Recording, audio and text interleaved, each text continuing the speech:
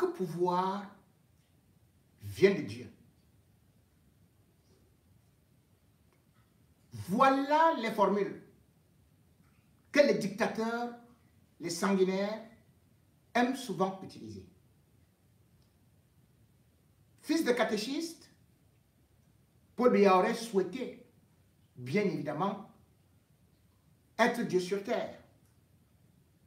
Il est allé au séminaire, sauf que Dieu a trouvé qu'il ne cadrait pas avec ses lois. Paul Biya est donc venu pour se venger et pour être au-dessus de Dieu, ou alors être comme Dieu sur terre. Paul Biya a fini par mettre les hommes de Dieu dans sa poche. Que ce soit même les sectes, ou encore l'Église catholique, Paul Biya a bénéficié de certaines complicités qui ont fait de telle sorte que le peuple camerounais commence véritablement à croire que le pouvoir qui a été donné à Paul Biya venait de Dieu. Que c'est Dieu qui décide qu'il soit là. Qu'il est très bon et qu'il a été choisi, c'est un élu de Dieu. Paul Biya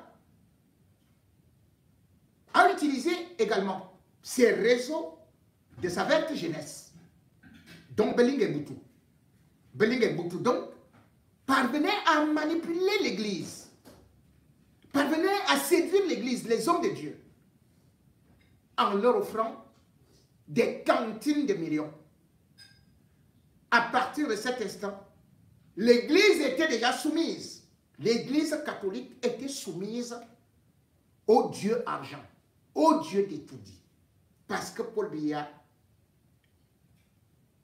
leur donnait de l'argent.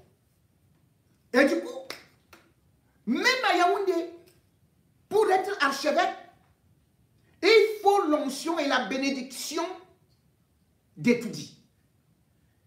Paul Biya établit des connexions jusqu'au Vatican, qui a donc commencé à fermer les yeux, y compris pour des assassinats des membres de sa communauté. Combien de prêtres ont été assassinés au Cameroun sans que le Vatican ne mette une pression? Et d'ailleurs, depuis pratiquement 91, on a vu tout un seigneur, tout un monseigneur se faire assassiner dans le Grand Nord. Yves Plumet.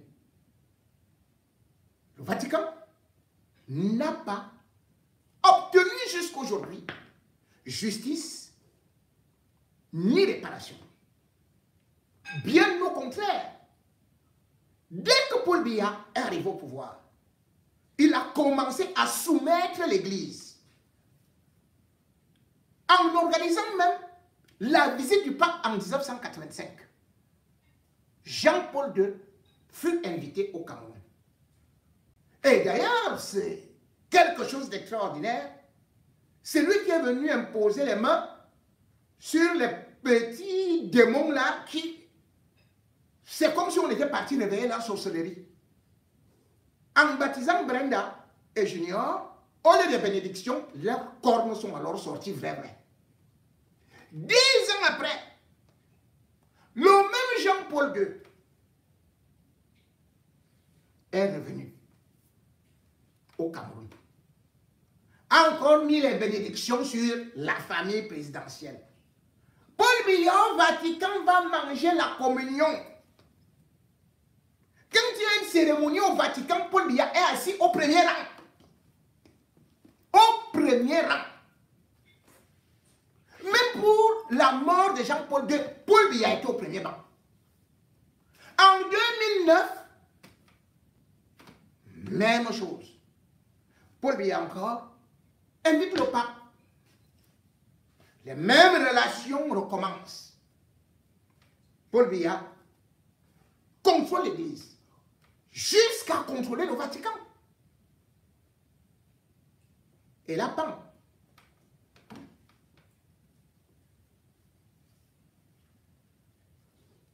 Le nouveau pape ne semble pas manger de la sauce des biens.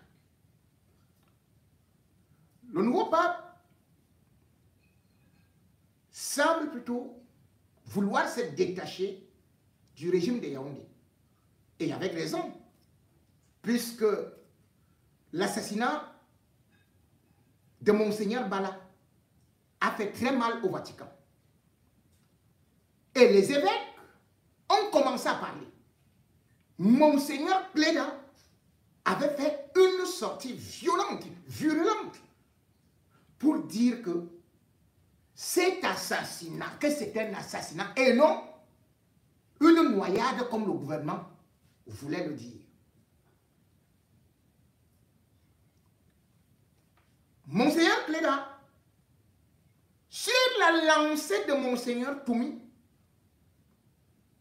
est donc devenue une véritable épine au pied du régime de Yaoundé. Sa sortie à LFI a fait beaucoup de mal, justement parce qu'il parlait de cette candidature de Biya qui est complètement irréaliste. Après cette sortie, pendant que le régime de Yaoundé avait déjà préparé les missiles pour attaquer Monseigneur Cléda, voilà que toute l'église se met en branle. Pour les homélies de fin d'année, c'est Biya qui a été mangé avec son régime dans toutes les sauces. Vous vous rendez compte? Que ce soit Monseigneur Obo, que ce soit l'évêque de Ngaoundéré ou de Yagua, ont cuisiné Paul Biya comme on n'en a jamais vu. Le pire, c'est que c'est coordonné. Mesdames et messieurs, quelque chose est en train de se passer. Quelque chose est en train de se préparer. Et Biya est véritablement en danger. Ces actions ont été données sur ordre et sur instruction du Vatican. Rappelez-vous, c'est un événement qui n'a pas été médiatisé. Monseigneur Garaguer est arrivé à Yaoundé le 14 novembre 2024. Il est le secrétaire du Vatican.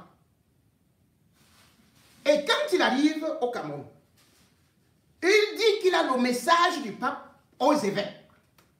Et dans ce message, il demande publiquement que les évêques camerounais doivent encore beaucoup s'intéresser de la politique et du social. Il a déclaré cela officiellement. Et du coup, les évêques camerounais, vous vous rendez compte que, regardez le timing, le 14 novembre, fin décembre, boum, boum, boum, boum, boum, boum, ça tire de partout. Biya fait son discours, un discours morne, un discours moribond, que vous allez peut-être écouter un petit extrait. Mais en ce temps, l'événement qui tient le Cameroun en haleine, c'est de voir comment l'Église ne se met pas les gants. Jusqu'à ce que un évêque dise que mieux, Satan prend même le pouvoir. Mais vous vous imaginez, un homme de Dieu dit que personne ne peut faire pire que Paul Biya. Donc, Paul Biya, ce n'est même pas le petit Satan, c'est le haut niveau, c'est Lucifer, il dit, mais il le dit. Mesdames et messieurs, l'Église prend ses responsabilités. La parole de Dieu demande qu'il faut être du côté de la victime et non du côté du bourreau. L'Église catholique, qui est très influente, il faut le savoir, au Cameroun, et que Paul Biya a souvent utilisé pour manœuvrer et pour maintenir les Camerounais dans la morosité sous prétexte de préserver la paix, eh bien, cette Église aujourd'hui ne parle plus de paix, c'est plutôt un langage de guerre. La guerre entre Dieu et Lucifer est déclarée au Cameroun. associations religieuses. Voilà d'abord la Il Tanganyika. est revenu que les églises ont les comptes dans les banques. Ça, vraiment. Il a d'abord la Tanganyika. Les églises étaient réveillées. Avant que nous on arrive, parce qu'on va arriver. Mais pour que ça soit moins douloureux pour eux, je l'ai dit fermer avant que je n'arrive. Parce que c'est moi qui ferme, ça serait très douloureux. Donc ces comptes, il faut déjà les fermer. Je leur ai donné jusqu'au 15 février pour fermer. Les associations, les autres là, qui, ONG associations, on leur a donné déjà jusqu'au 30. Si vous constatez déjà qu'il y a des fonds, vous faites une déclaration auprès du MINAT. Et puis, ça s'arrête à ce niveau. C'est en leur disant de récupérer l'argent qu'on soit déjà au moins sûr qu'après le séminaire, vous avez dit aux gens que compte tenu des textes en vigueur, nous ne pouvons plus garder cet argent. Que les comptes soient clôturés et que le MINAT soit informé que ces comptes soient clôturés et qu'eux, ils ont récupéré l'argent qui était. Comme ça, on va dire que 2025, c'est un nouveau départ. C'est un nouveau départ. Nous parlons de 500 000. Maintenant, on parle des associations religieuses. Je passe à la seconde question. Toujours en paraphrasant le pape François. Comment est-il possible que la paix désespérée haleine des Camerounais ne pousse pas les responsables de ce pays à pouvoir mettre fin aux trop nombreuses souffrances des Camerounais? Et la plus grande des souffrances est qu'on interdit aux Camerounais d'exprimer leurs souffrances en leur promettant que l'État est un rouleau compresseur, un ministre qui réduira à la patte tout Camerounais qui osera exprimer sa souffrance. Qui va gouverner lorsqu'on aura broyé tous les Camerounais dans le Benex ou qu'on sera passé sur eux avec le rouleau compresseur?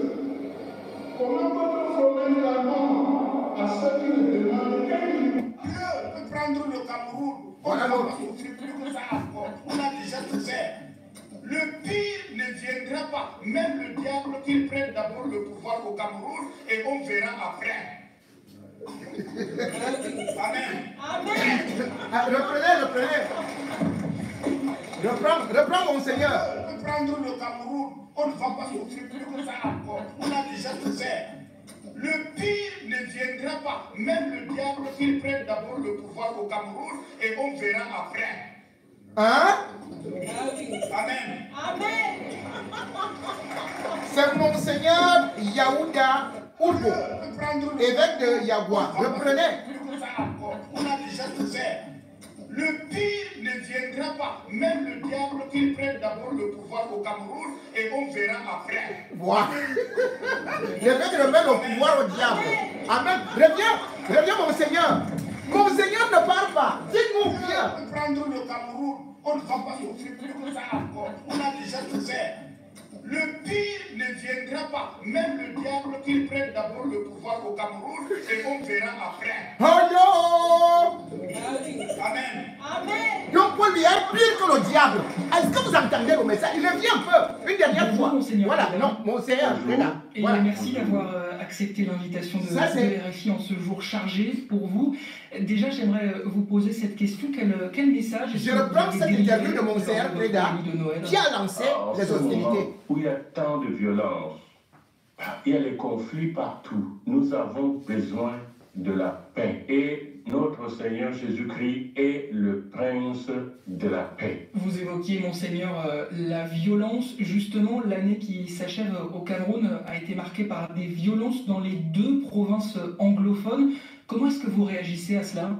Mais évidemment, nous, du côté de l'Église, nous avons toujours prié pour cela et nous avons toujours appelé nos dirigeants à tout faire en vue de trouver une solution pacifique. Parce que sans cette solution pacifique, la violence continuera toujours. Comment, selon vous, on pourrait mettre fin aux violences? Je crois que la première chose, c'est accepter de s'écouter. Quand il y a un conflit quelque part entre des groupes humains, la première voie pour moi à choisir, c'est de s'asseoir autour d'une table ou sous un arbre pour pouvoir parler, pour parvenir à se comprendre. Et cela demande de chacun, demande de la part de chacun beaucoup de modestie. Qu'on ait le pouvoir ou les autres qui n'ont pas le pouvoir, on doit avoir la modestie pour dire, assoyons-nous, nous sommes des frères, nous pouvons parler, nous pouvons dialoguer et nous pouvons parvenir à un accord. On se tourne, si vous voulez bien, monseigneur Cléda, vers l'année prochaine. L'élection présidentielle est prévue en octobre. Quel est votre souhait le plus cher pour ce scrutin? Ben, les gens s'inquiètent. Mais pour ce que je veux pour mon pays, une transition pacifique. Ce qui veut dire ce qu'on va faire. Mais on organise des élections selon les normes. Des élections, n'est-ce pas, où tout le monde accepte le jeu démocratique. Ça, c'est ma position.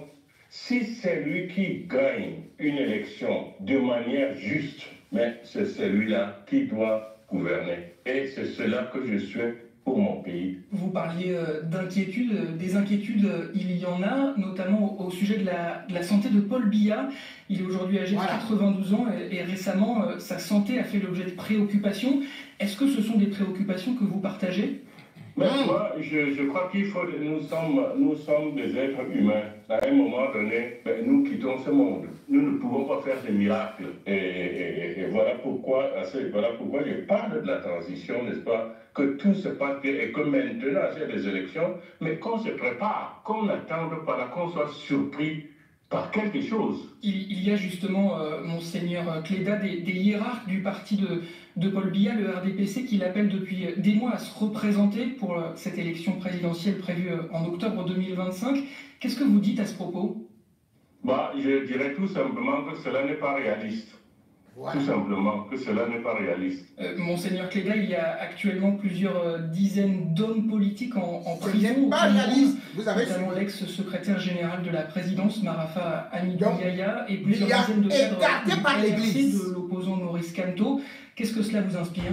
Non, mais je crois que cela crée beaucoup de souffrance. Parce que si on voit s'ils ont été mis en prison pour des raisons, je ne sais pas pour quelles genre de raisons politiques, donc on ne peut pas mettre en prison quelqu'un pour ses opinions.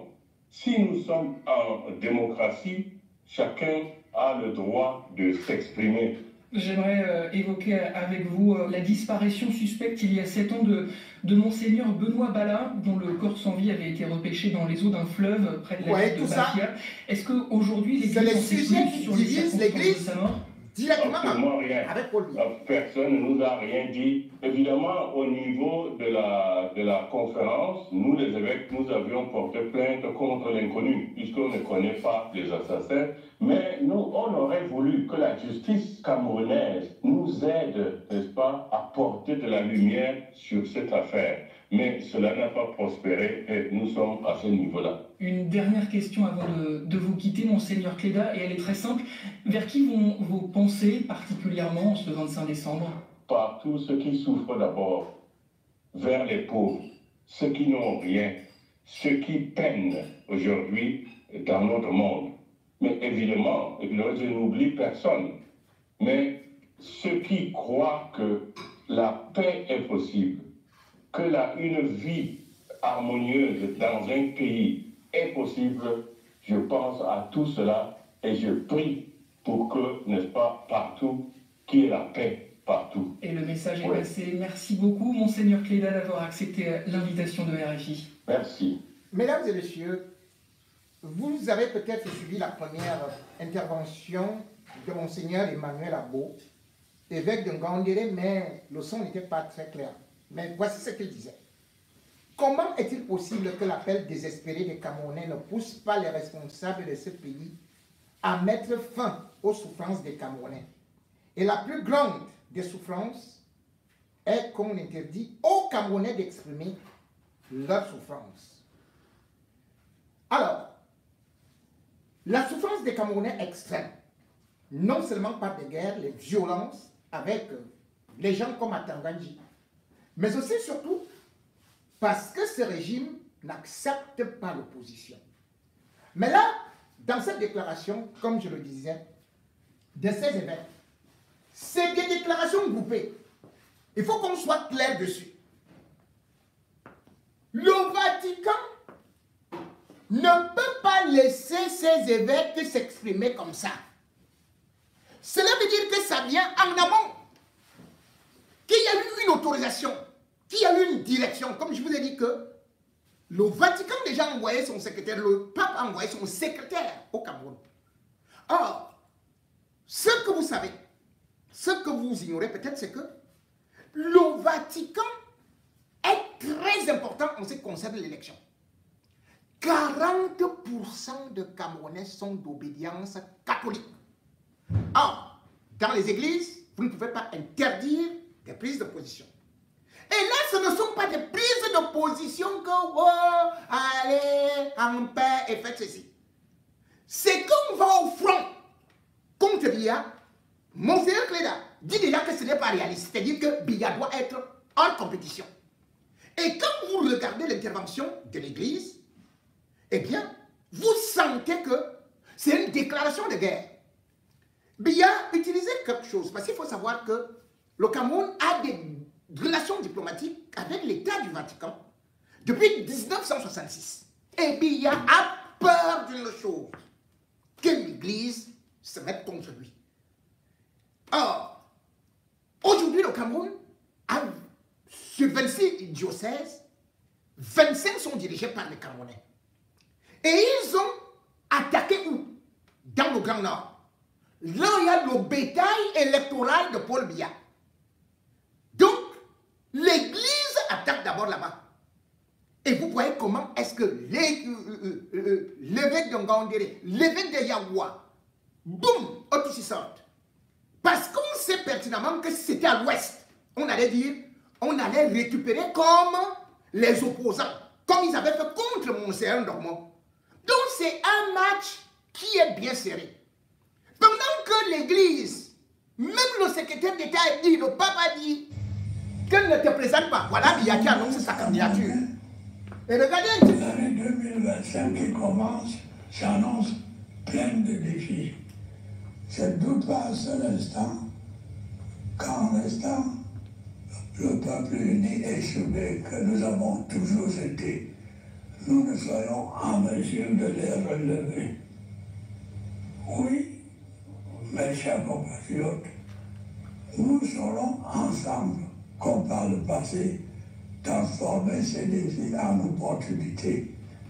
Et nous continuerons ensemble notre marche déterminée vers le progrès dans la sécurité et la paix. Je suis particulièrement sensible au soutien massif que vous n'avez cessé de m'apporter toutes ces années. C'est la raison pour laquelle je n'ai jamais ménagé aucun effort pour répondre à vos aspirations. Votre confiance, mon ordre et me sert de boussole dans l'action que je mène à la tête de notre cher et bon pays. J'ai pu vous assurer que ma détermination à vous servir demeure intacte et se renforce au quotidien face à l'ampleur des défis auxquels nous sommes confrontés. Camerounaises, Camerounais, mes chers compatriotes, le moment est maintenant venu de vous souhaiter à toutes et à tous une bonne et heureuse année 2025. Vive la République, vive le Cameroun. Monsieur le Premier ministre, Paul Biya, écoute bien. représentant le président Comme de tu ne la peux pas partir là. République, Écoute bien ce message. Excellence, autorité distinguée, chers prêtres, religieux et religieuses, chers frères et sœurs dans le Christ, il faut savoir partir.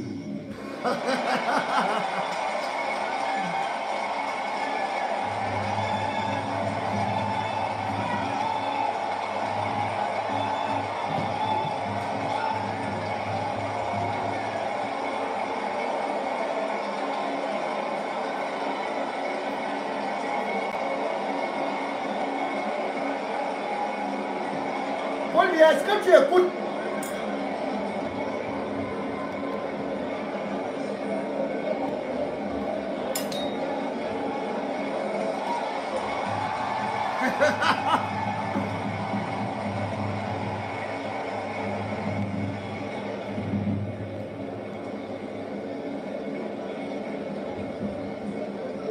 Quelqu'un a dit un jour ceci que je cite. Si les bourgeons ne partaient pas, si la saison des pluies goûtait la saison sèche, il n'y aurait ni fruits, ni feuillage. Jésus lui-même a cru bon de dire, il vous est utile que je m'en aille.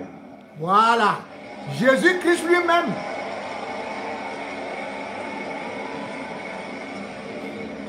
En effet, lorsque l'on a épuisé son utilité, la joyeuse acceptation de son inutilité est un service grandiose, car les éternels permanents finissent toujours par agacer et l'amour se transforme en haine.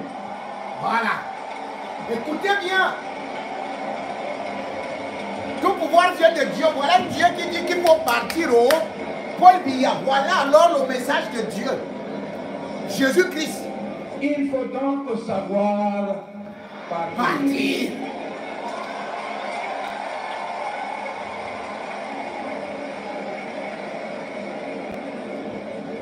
Partir à l'image des saisons qui se succèdent.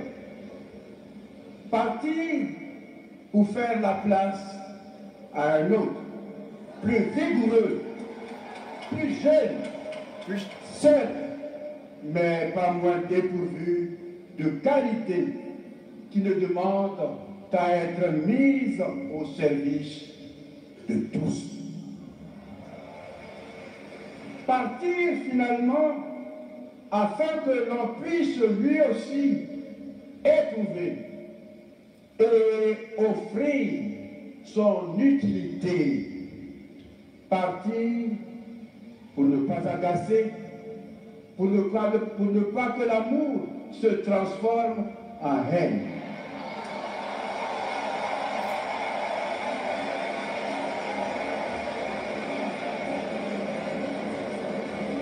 Et comme même en Égypte, on tuait le roi. Quand le roi était trop vieux, il y avait le régicide sacré. Voilà mon ami. Et il y avait des rites qu'on appelait le tchè pour essayer de revigorer la puissance du roi. Je dis aux Africains de prendre la leçon sur la Chine. Le temps de Pharaon est fini. Ce serait moi que ce serait la même chose. Si j'étais à sa place, ce serait toute autre personne que ce serait la même chose. Le temps de Pharaon est fini.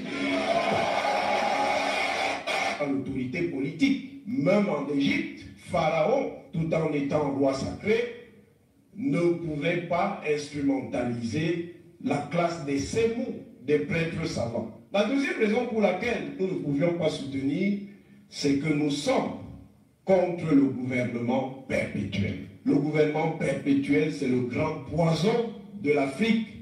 C'est la raison pour laquelle l'Afrique n'avance pas. Dans le contexte stratégique et structurel, il dit qu'il faut couper la tête de Paul Biya. Et la puissance des systèmes occidentaux, il ne sert strictement à rien d'avoir des leaders centraux qui font 10 ans, 20 ans, 30 ans, 40 ans au pouvoir.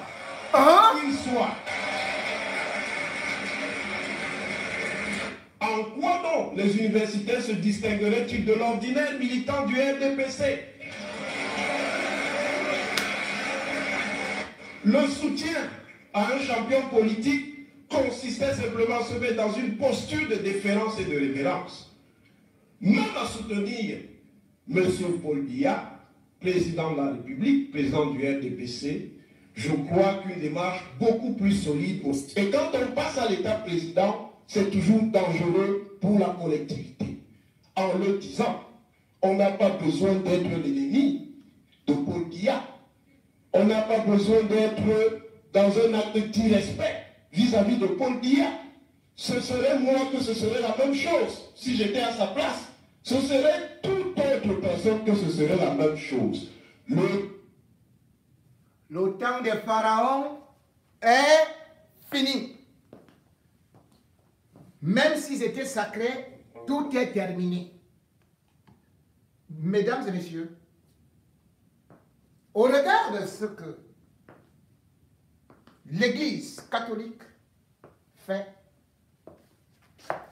à l'entrée de 2025, année électorale, c'est ce qui montre la dégradation et surtout la sortie de route de plus en plus des régimes satanistes. Le pape François n'a pas voulu donner cette onction à Biya. Et d'ailleurs, regardez que son homme de main, qu'il a d'ailleurs décidé de liquider, de sacrifier, l'Église catholique a refusé, c'est inédit, que la dépouille des ministres, directeur du cabinet civil, ami intime du chef de l'État, Martin Bellingue. La décision ne venait pas de Yaoundé. La décision venait du pape François qui connaissait tous les dossiers de Biya et de Amadou Bellinga contre l'Église catholique. Le pape François s'est donc ouvertement positionné contre le régime de Yaoundé. Encore plus, comme je dis, cet assassinat. Et bien plus, derrière le dialogue qui devait être organisé dans les régions anglophones, c'est le pape François qui a initié cela. Il avait confié ça à Monseigneur Toumi. Ngongo, à Tangadji. On refusait. Ce dialogue de l'église, ils ont saboté, ils ont même interdit ça. Monseigneur Toumi est mort avec de l'amertume de n'avoir pas eu à faire que les Camerounais anglophones aillent s'asseoir dans les régions anglophones et que les anglophones s'expriment. Le régime de Yaoundé avait refusé la proposition du Vatican. L'Église catholique devait se mettre dans cette situation de pouvoir connaître et de pouvoir jouer le rôle d'interlocutrice. Mais le régime de Yaoundé est allé faire pire. Pourquoi? Parce que Onozo, Atamadi a commencé à assassiner des prêtres qui pouvaient donner des informations au Vatican.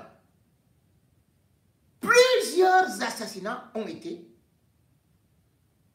banalisés, ou parfois on disait non, c'est les séparatistes et tout et tout. Or, les séparatistes ne pouvaient pas tuer des hommes de Dieu qui plutôt accusaient le gouvernement de perpétrer les exactions.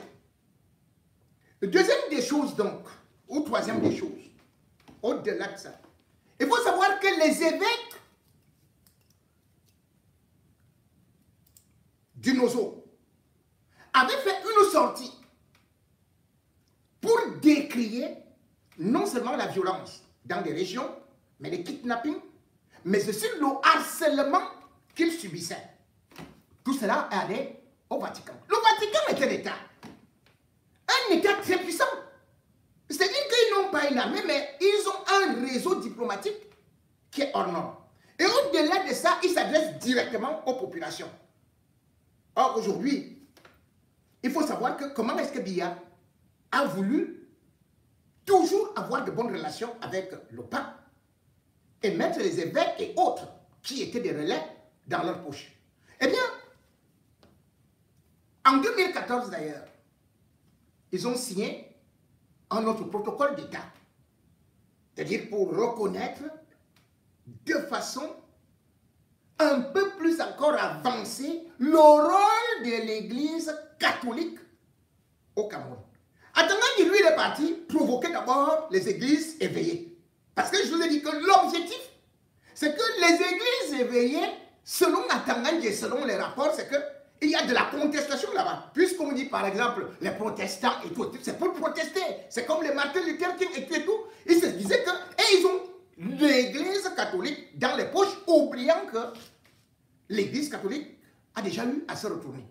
Et c'est très grave ce qui va arriver. Pourquoi c'est grave? Il faut savoir que au niveau de l'église catholique, il y a le côté politique, le côté social. L'église catholique contrôle les écoles. L'église catholique contrôle les diocèses. Et l'église catholique a aussi ce qu'on appelle les fidèles des fidèles.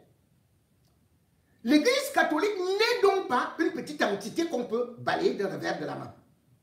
Et l'église catholique joue un rôle très politique, souvent en Afrique, dès qu'elle se mêle. Vous savez, Joseph Kabila, en RDC, il avait refusé de partir. L'opposition avait tout fait. Il avait dit qu'il va rester là. Il avait dit, allez même appeler l'ONU et tout, je vais rester là. Hein? En RDC, les Congolais, 49% sont catholiques. Dès que l'église catholique a demandé que Kabila ne doit plus rester là, qu'il faut l'alternance, qu'il a déjà fini son temps, qu'il faut le changement, mais Kabila a voulu, Joseph Kabila a voulu tout faire. Il a vu que, même au niveau de l'ONU, l'église catholique contrôle là-bas. Il était obligé de partir. Voilà ce qui s'est passé. Ahidjo lui-même, l'homme dont il avait plus peur, et d'ailleurs qu'il avait utilisé, en disant que bon, je veux que tu ailles négocier avec les nationalistes et tout, c'était Monseigneur Ndongmo. Et il fallait exiler Monseigneur Ndongmo après l'avoir condamné. Or là maintenant, ce n'est pas un évêque qui sort. C'est plusieurs évêques qui sortent à la fois, qui ont des messages percutants avec une conviction que ce n'est pas un hasard. C'est que le fruit a mûri, le fruit a pourri. Et on vous dit aujourd'hui que le pape François ne veut plus de billets. Il ne veut plus de billets, c'est des entités politiques. L'Église, c'est un État. Il faut savoir que au Cameroun, en Afrique centrale, qu'est-ce que l'Église catholique a fait? En 2009, ils ont signé des accords encore avec le Cameroun. Biya était bien content. Et c'est comme ça que l'Église catholique vient construire l'université catholique d'Afrique centrale. C'est-à-dire que les 6 États. Paul Biya lui-même, il a validé que désormais, les diplômes de l'université catholique sont reconnus au Cameroun. Et puis, l'Église catholique, toujours, a encore financé l'Institut catholique de Yaoundé. Donc, vous voyez déjà que non seulement il y a ce réseau qui est important, il y a les hôpitaux, les dispensaires et consorts et tout ça. Donc, le côté social, l'Église catholique est beaucoup plus sur le terrain que le régime RDPC qui va envoyer quelques ministres aller mentir et tout et tout. Les Camerounais ou les citoyens préfèrent faire confiance à un prélat. Parce que l'évêque donne déjà le là. Cela veut dire qu'on respecte la consigne.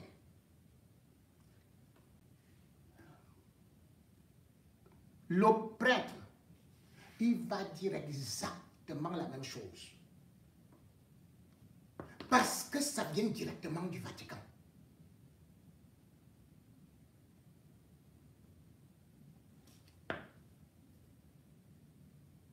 Alors, on vous dira aussi, tu es contre le Vatican et contre Dieu. Oui, Paul Biya, c'est toi-même qui nous a dit que oh, tu pars seulement à la Terre Sainte. Oh, tu pars seulement prier là-bas. C'est toi-même qui nous a montré que à Yaoundé, il fallait toujours que tu contrôles quelqu'un. Vous voyez Monseigneur Barga, Jean Barga, mais mange dans la main de Biya. Est-ce que vous avez suivi son homélie? Qu'est-ce qui peut faire que Monseigneur Jean Barga dise que il faut que la jeunesse prenne ses responsabilités? Qu'est-ce qui peut provoquer un tel homme que vous savez qu'il déteste l'opposition, il déteste comme tout, il a même chassé les opposants qui partaient se réfugier chez lui? Quand il appelle à la jeunesse là, de prendre ses positions, vous savez que ça vient d'où? C'est parce que c'est le pape qui lui impose ça. Tu fais ça ou bien on te dégage. Tu refuses de faire ça ou on te dégage. Donc, perdre déjà ou bien avoir un langage, même si c'est hypocrite, les gens ne vont pas voir que c'est hypocrite. Les gens vont voir le message qu'il y a derrière. Que l'Église même ne veut plus de Biya. Donc Dieu lui-même ne veut plus de Biya. Et l'Église valide que Biya est fini. Que Biya doit partir. Que Biya a vieilli. C'est-à-dire que l'Église t'annonce déjà l'Apocalypse. Que le type là, il est fini. Et quand vous-même vous avez écouté le discours de Biya là, est-ce que vous voyez que c'est quelqu'un qui a l'amour de son propre pays? C'est un jusqu'au boutiste.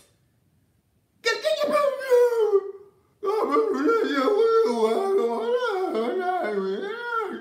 Mais c'est quoi ça?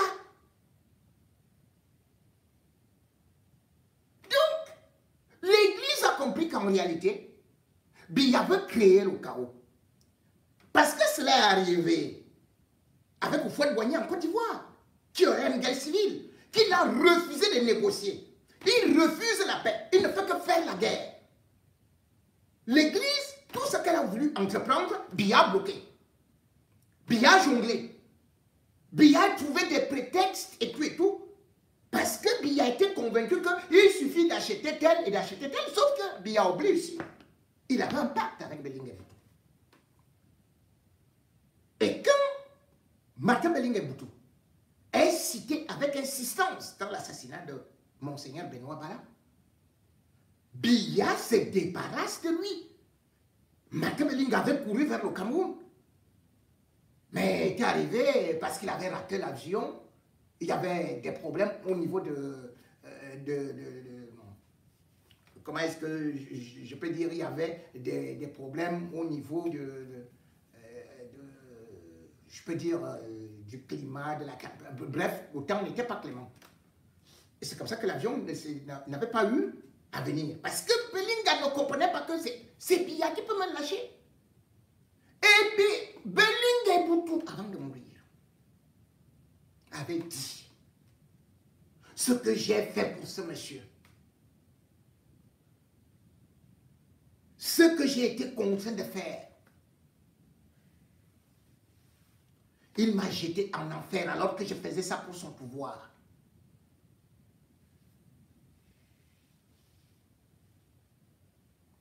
Dans les affaires de l'Église, est-ce que c'était moi le président? Pourquoi on n'a pas retrouvé les assassins depuis longtemps? Est-ce que c'est moi le président? Mais tôt ou tard, après moi, au prochain mandat, il y aura la vengeance du ciel. C'est ça que Bellingue fulminait sur son lit. Et après avoir été chassé de son bureau, que même quand il est revenu, Biya ne l'a plus voulu. Et Bellingue Boutou savait ce qu'il avait fait pour Biya. Puisqu'on disait que lui, quand on sacrifie un prélat, quand on prend ce sang-là, pour donner à ce monsieur-là pour boire. Il l'est revitalisé, il l'est redynamisé. Parce que quand on dit c'est ici à mon sang, c'est ici à mon corps, et à lui il prenait vrai. Maintenant, alors, quels sont les prélats qu'il va continuer à tuer? Il va tuer tous les évêques. Il va tuer les archevêques. Il ira tuer le pape. Il ira faire quoi? Dieu a tourné le dos à Biya. De toutes les façons, tout ce qu'il disait, tout pouvoir vient de Dieu. Peuvent déjà donc conclure que Dieu a aussi retiré le pouvoir à Paul Biya. Même la force, il n'en a plus. L'énergie, il n'en a plus. Et surtout, l'Église confirme ce que le professeur Titus Edouard disait. Que le palais d'Étudie, c'est le palais de Satan. On boit du sang humain, frais, le sang des enfants. On couche avec des animaux, on fait ceci, on fait cela, on fait des rituels, des trucs incroyables. Quand un évêque, en pleine église, il tourne le dos avec une violence. Vous savez, la gestuelle, le ton employé, ce n'est pas une voix de cœur. Tous ont utilisé des voix de tête. C'est une colère, une hargne, une énergie. C'est-à-dire que c'est comme si on vous maudit. L'évêque va jusqu'à dire que laissez d'abord même Satan prendre. Puisque vous croyez que Biya, c'est un ange. On a voulu nous montrer Biya comme étant un ange. Mais quelqu'un a été chassé du séminaire. Il a été chassé du séminaire étant enfant. Pourquoi? Si tout pouvoir vient de Dieu, pourquoi Dieu n'a pas accepté que Biya finisse ses études au séminaire? Il l'a chassé. Et Biya a voulu se venger en mettant, bien évidemment, l'église dans sa poche. Comme c'est là qu'elle. En cultivant ce qu'il avait déjà appris au séminaire. Si aujourd'hui on parle du wokisme dans l'église, le wokisme dans l'église, c'est venu d'où? À partir du petit séminaire d'Akono, où Biya était là. Où on dit qu'on a fait au père là ce que moi ne parle pas. Ce sont ces frères projets dans son entourage là qui sont eux-mêmes venus encore me raconter. Le wokisme. Vous croyez que Brenda a pris le wokisme où? C'est né comme ça. Hein? Et si Paul Biya et sa mère ne condamnent pas, vous croyez pourquoi? Parce que c'est le mode de fonctionnement du palais d'Étudie. Le wokisme, le satanisme, les rituels. Elle est souvent à part. Brenda est souvent venue là pour vous dire que elle voit ceci, elle a vu des fantômes, elle a vu des gens venir s'asseoir sur son lit. Comment un fils, les fils du chef de l'État sont comme vous voyez là, comme des vampires, comme des gens qui sont possédés. Mais parce que Biya a signé des contrats. Et maintenant l'église catholique dit non, c'est bon. C'est bon, on a fermé les yeux, tu prenais les autres et tout. On ne vient pas au Cameroun, on va aller. C'est comme ça, tu dois partir. C'est donc d'abord une force, une guerre mystique. Vous savez que beaucoup vous diront que le jour où le corps de Ahidjo atterrit au Cameroun, il est parti. Parce que c'est un pacte. Et voilà la raison pour laquelle il n'a jamais voulu ça. Vous avez vu Biya, un chef d'État, à peine couronné. C'est là où il a fait le tour des régions. Jusqu'à l'entrée sous le Vouri. Un écambéti sous le Vouri, il partait chercher quoi? Il allait jusque dans les forêts du Nozo. un chef d'État dans les forêts. Il est parti se faire initier dans la haute sorcellerie là-bas.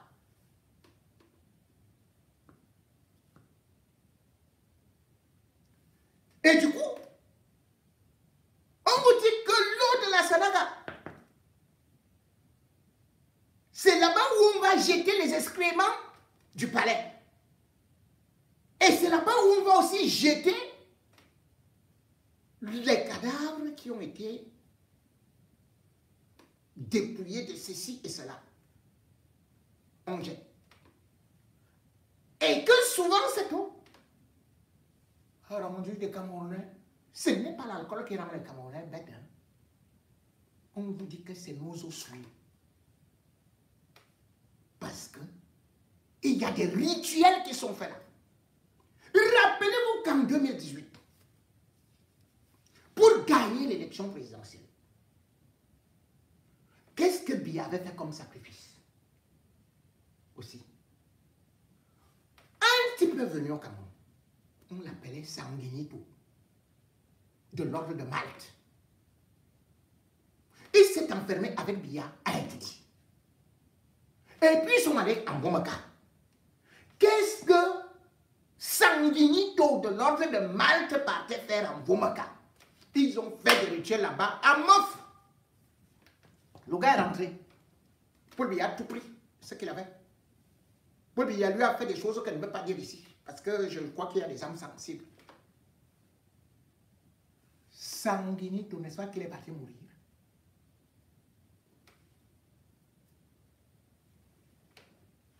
On vous dit que toutes les loges ont pour siège Etoudi, Yaoundé. Et du coup, vous trouvez donc que mais ce n'est pas possible. Les Camerounais, dans des problèmes des Gabonais, ils sont forts. Dans des problèmes des Congolais, maman. Dans les problèmes des Ivoiriens, alors papa, c'est là-bas où c'est très grave. Pour donner des leçons à Macky Sall, mais les Camerounais sont très forts. Les Camerounais parlent, ils écrivent même des livres pour dénoncer les dictatures d'ailleurs. Quand ils arrivent au pays, chacun regarde comme ça. Même les sportifs, les stars. Personne ne parle pour libérer le Cameroun, pour dénoncer ce qui se passe chez lui.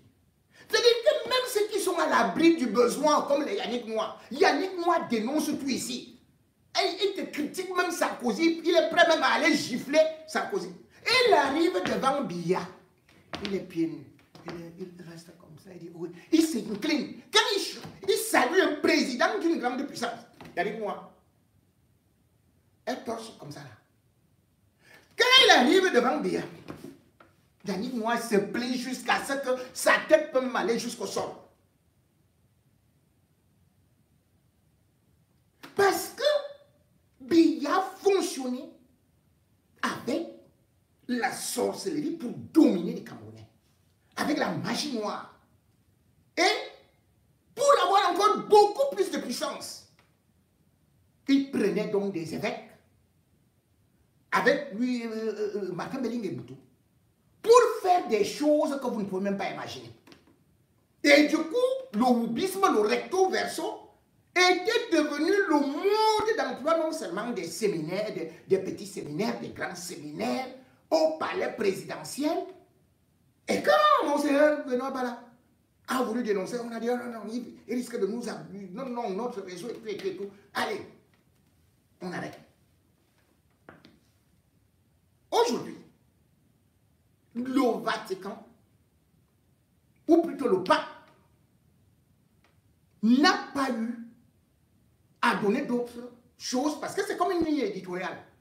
C'est-à-dire que si vous êtes là-bas pour le journal, les journaux de la gauche, ils vont vous parler seulement des affaires de la gauche pour tirer contre la droite. C'est de la droite, c'est la même chose. Au Vatican, tout est stratifié. Dans l'Église catholique, ça vient de là et ça va jusque là-bas. Et l'Église catholique est implantée au Cameroun, rappelez-vous, ou plutôt, sachez-le, depuis 1889, non, 1890. Parce que le premier Camerounais à se faire baptiser, c'était en Allemagne en 1889. Et c'est comme ça. Et c'était un Sawa. Et l'Église catholique était un véritable contre-pouvoir. L'Église catholique, dans son essence, c'est un contre-pouvoir. Mais au Cameroun, l'Église catholique était devenue amie du pouvoir. Et là, maintenant, elle reprend donc sa place qu'elle avait perdue après avoir lâché Monseigneur Ndormo. Parce que vous voyez, le pape François a réalisé que, au temps de Monseigneur Ndormo, il s'est retrouvé seul. De telle sorte que l'Église, de telle sorte que, à l'époque, le régime avait même monté Jean Zoua, qui demandait que certaines choses soient transférées à Yaoundé, non en Konsamba, où était Monseigneur Ndormo. Et du coup, quand le régime a commencé à voir Monseigneur Ndormo, les autres évêques n'intervenaient pas. Ils ne parlaient pas. Il était seul. Mais là, qu'est-ce qu'ils ont fait? Le Vatican a dit, ils risquent tout simplement de s'attaquer à Cléda. On va dire que Cléda, c'est un opposant et tout et tout. Le Vatican a dit non. C'est un tir groupé. C'est-à-dire, ça tire la boum. Après, ça tire la boum. Après, ça tire la boum. Vous allez faire comment pour les arrêter? En 2025, là, les paroisses, comme vous avez interdit les manifestations, vous partez souvent arrêter les partis politiques, les hommes des partis politiques, là, les opposants des partis politiques. Comme on l'avait arrêté dans la maison d'Albert Zongan. Là, vous allez faire comment? Atangadi, tu dois d'abord arrêter tous les pasteurs des églises éveillées. Ils sont combien? Maintenant, alors, tu dois contrôler toutes les chapelles, plus les églises. Chaque dimanche, il faut envoyer le Mami Wata contre les prêtres et contre les croyants. Ça, c'est l'as de pique que l'Église vient de sortir contre bien. Ils pouvaient s'attendre à une opposition n'importe où. Mais là, depuis qu'il est au pouvoir, et je dis bien que depuis qu'il a renforcé ses relations en 2005, en 1985, puis il a continué à signer des accords jusqu'en août 2014 avec le Vatican. Donc il savait que il jouait sur ça, sur la tranquillité. Le message devait toujours dire vraiment tout pouvoir vient de Dieu. Oh, le président Paul Biya veut la paix. Oh, les apprentis sorciers et tout et tout. Et puis vraiment, ne vous mettez pas dans la route, dans la rue. Vraiment, laissez rester à la maison. Ne manifestez pas. C'était le langage de l'Église catholique. Mais là, vous avez vu. Monte directement au front contre Atangadi. Je dis, ah bon, hein? Que vous voulez tout simplement écraser les gens comme le Moulinex. C'est ça, hein? L'autre dit là-bas que Satan est mieux que Biya. Si on vous dit un homme, ce n'est pas un prélat, ce n'est pas un simple prélat. On vous dit que c'est un évêque. C'est un évêque qui vous dit que votre président est pire que Satan. Que donner à Satan? Laissez même Satan prendre le pouvoir. Après on verra. Si un homme de Dieu te dit ça, avec ses attributs, et ce n'est pas qu'il est parti dire sans péril, il attend la fin de l'année. Il attend au moment où le président est en train de venir vous mentir, sans réaliser quoi que ce soit. Parce que les discours de Biya se suivent, se ressemblent. Il n'y a jamais rien. Vous n'allez jamais entendre que augmentation des salaires. Vous n'allez jamais entendre que la fin de la guerre. Vous n'allez jamais entendre qu'il y a eu recrutement de création des emplois. Vous n'allez pas entendre ça. Vous allez seulement entendre la conjoncture internationale. Vous me faites confiance. Oui, il vous dit déjà que vous lui faites confiance. Mais comment on peut faire confiance à quelqu'un qui ne peut même pas atteindre 3 millions de... 3 millions de Camerounais n'ont même pas élu Biya. Malgré la fraude. 3 millions ne l'ont pas élu. Mais il dit qu'on lui fait confiance.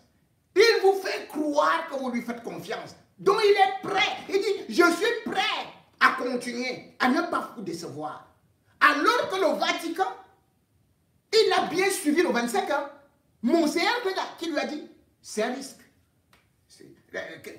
Que ce n'est pas logique. Que ça représente. Il a suivi. Monseigneur Cléda. Mais il revient le 31 pour dire que vous me faites confiance. Cela veut dire quoi? Que Monseigneur Cléda n'est même pas au courant de la confiance que les Camerounais lui font. Tu es chef d'État sur plus de 30 millions d'habitants. Tu ne parviens pas à mobiliser 3 millions pour toi. Mais tu dis qu'on te fait confiance. Depuis 42 ans. Mais on n'a pas vu un développement. On n'a pas vu de changement. Voilà pourquoi tous les Camerounais, sans exclusive, qu'ils soient croyants ou pas, on vous dit que vous êtes dans un état laïque. Mais chaque jour, vous entendez seulement les pratiques. Tout croyant ou non-croyant doit d'abord écouter ces messages des sages et soutenir ces hommes de Dieu, ces serviteurs de Dieu, qui au moins ont le courage de reconnaître que trop c'est trop, que l'association avec Paul Biya, c'est une association de malfaiteurs, et que Paul Biya refuse de partir comme Jésus-Christ lui-même. Si Jésus-Christ est parti à 33 ans, Paul Biya lui fait 42 ans au pouvoir. Jésus-Christ a fait combien d'années au pouvoir? Jésus-Christ est revenu comme à l'âge de 30 ans. Donc il n'a même pas régné pendant 3 ans. Donc Paul Biya est plus important que Jésus-Christ. Paul Biya est plus intelligent que Jésus-Christ. Paul Biya est plus saint que Jésus-Christ. Même Mahomet. Mahomet a fait 42 ans de règne. Et après, tu cherches encore 7 ans, alors que tu es né vers 1933. C'est-à-dire que le gars aura 100 ans au pouvoir. Hey! Hey! Non! Vive l'Église catholique. Vive les hommes de Dieu. Abat l'homme qui a été chassé de l'Église, chassé du petit séminaire. Sa place est en enfer.